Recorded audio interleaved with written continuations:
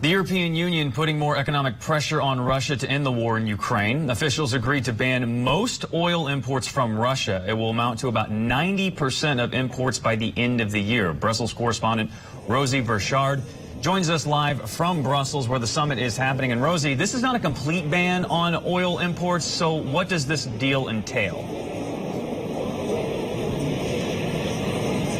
You're quite right. This is not a complete ban. It was a very difficult deal to broker. It took 4 weeks of technical talks, 8 hours of debate among EU leaders here at this summit in Brussels, and a virtual address from Ukrainian President Volodymyr Zelensky, or perhaps rather a bit of a dressing down, but the deal was finally brokered. It is, however, a compromise. The original proposal on the table was for a full embargo on Russian oil.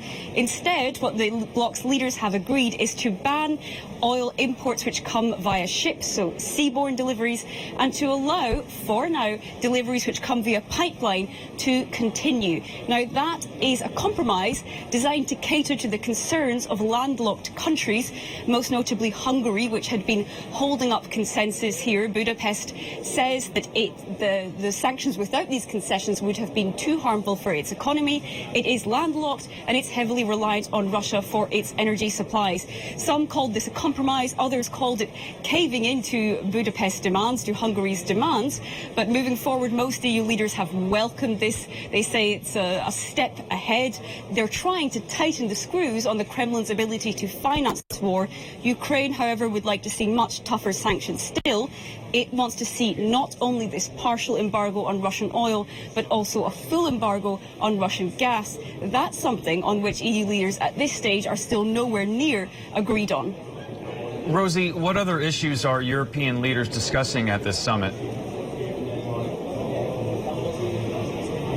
The talks are continuing right now. Leaders are still in this building. Today, they are looking at the vital issue of food security. The United Nations has warned that the conflict in Ukraine is threatening tens of millions of people worldwide with hunger and malnutrition.